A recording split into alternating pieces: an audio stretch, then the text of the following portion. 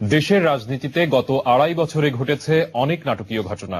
এই দোলাচলে অনেক দাপুটে নেতা চলে গেছেন পাদ প্রদীপের আড়ালে, আবার অনেকের রাজনৈতিক ক্যারিয়ার হয়ে গেছে অনিশ্চিত।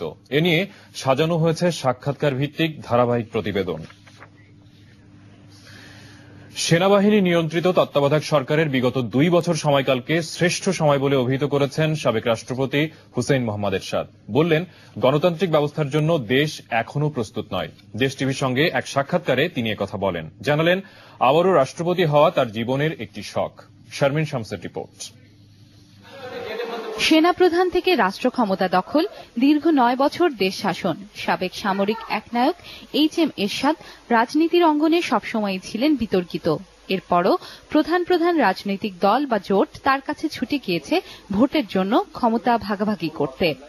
সামরিক শাসক থেকে রাজনীতিবিদ এরশাদ সেনাবাহিনীকে রাষ্ট্র ক্ষমতার ভাগ দেওয়ায় বিশ্বাসী। দাবি করলেন, সামরিক বাহিনীর শৃঙ্খলা ও নিয়মনিষ্ঠার কারণে গত তত্ত্বাবধায়ক সরকার আমলে দুর্নীতি ও অনিয়ম ছিল না। ২ বছর তত্ত্বাবধায়ক সরকার ছিল, আন্দোলন ছিল না, হরতাল ছিল না, চাঁদাবাজি ছিল না, টেন্ডারবাজি ছিল না, কিছু ছিল না।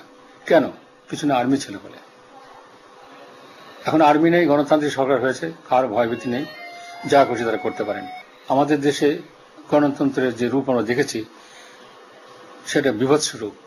আমরা বুঝতে না শিখবো যে আমাদের দেশ আমাদের সম্পত্তি ধ্বংস করার কোনো অধিকারও নেই। এই দেশের সম্পত্তি নষ্ট করে জনগণকে অসুবিধা পেলে তাদের জীবনকে বিপর্যস্ত করে এটা সরকার ক্ষমতা আসলে সরকার জনগণ থাকে না। এই কালচার থেকে আমাদের বেরিয়ে যেতে হবে। ক্ষমতায় যাওয়ার জন্য যে কারো সঙ্গে জোট বাঁধতে রাজি এরশাদ। রাজনীতিতে আমরা দেখি যে কোন জোটে গেলে আমার জন্য ভবিষ্যৎ সুন্দর হতে পারে, আমার দল আবার ক্ষমতা আসতে পারে, এটা অঙ্ক তো আমরা করি। সে অঙ্ক করে দেখেছি যে এখানে আসলে হয়তো আমরা আবার ক্ষমতা আসতে পারবো। আমার সেই অঙ্কটা সঠিক হয়েছে। আবারও রাষ্ট্রপতি হতে চান তিনি। আমি প্রেসিডেন্ট ছিলাম, আমাকে জোর করে সরিয়ে দেওয়া হয়েছে। আবার সেই পদে যাওয়ার ইচ্ছা থাকতে পারে আমার। এখনকার প্রেসিডেন্টের কোনো ক্ষমতা নেই, আমাকে একচ্ছত্র ক্ষমতা ছিল। তো সেই দেওয়ার একটা নাম আছে, আর পৃথিবীর বুকে নাম থাকবে একটা সবচেয়ে সর্বোচ্চ পদ সরকারের। সেই ইচ্ছা তো মানুষ থাকতেই পারে, এবং অসম্ভব কিছু নয়। মানুষের তো অনেক বাসনাই থাকে, একটা বাসনা আমার, বাসনা পূর্ণ হতে পারে, নাও হতে পারে।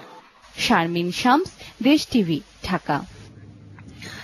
বিশেষ একটি মুহূর্তে কল্যাণ পার্টির সৃষ্টি হয়েছিল তত্ত্বাবধায়ক সরকারের সমর্থনে। নির্বাচনেও অংশ নিয়েছিল দলটি, কিন্তু জামানত রক্ষা করতে পারেনি দলটি। কিংস পার্টি হিসেবে দলটির জন্ম, এমন অভিযোগ অস্বীকার করলেন পার্টির প্রধান জেনারেল অবসরপ্রাপ্ত মোহাম্মদ ইব্রাহিম। তিনি এখনো বিশ্বাস করেন, প্রধান দুটি দলের বিরুদ্ধে এদেশের মানুষ রুখে দাঁড়াবেই। মহসিনুল হাকিমের রিপোর্ট। একসময়ের মেধাবী ছাত্র, তারপর সৈনিক জীবন। অবসর নেয়ার পর আর কিছুতে যুক্ত হননি জেনারেল ইব্রাহিম।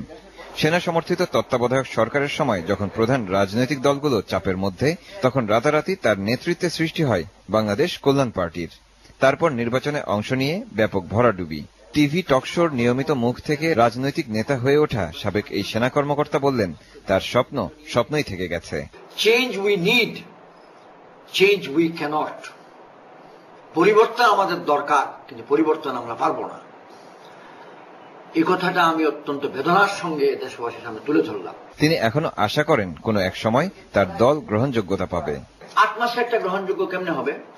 ৬০ বছরের পুরনো আওয়ামী লীগের নেতারা যদি ৮ মাস বয়সী শিশুর সঙ্গে নিজেদেরকে তুলনা করেন, এটা তো ভুল হবে।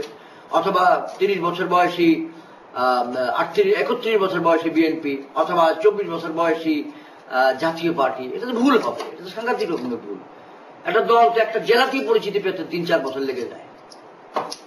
আপনি চাইলেন আর হুট করে আমার পরিচিতি হয়ে যাবে? আমার কাছে কি আলাউদ্দিনের চেরাগ আছে? দল নিয়ে আমরা লো প্রোফাইল মানে হচ্ছে পানির উপরে নাকটা ভাসিয়ে রাখা, নিজেদের সাংগঠনিক কর্মকাণ্ডের চেষ্টা করা। নির্বাচন তো দেরি আছে, তখন দেখা যাবে।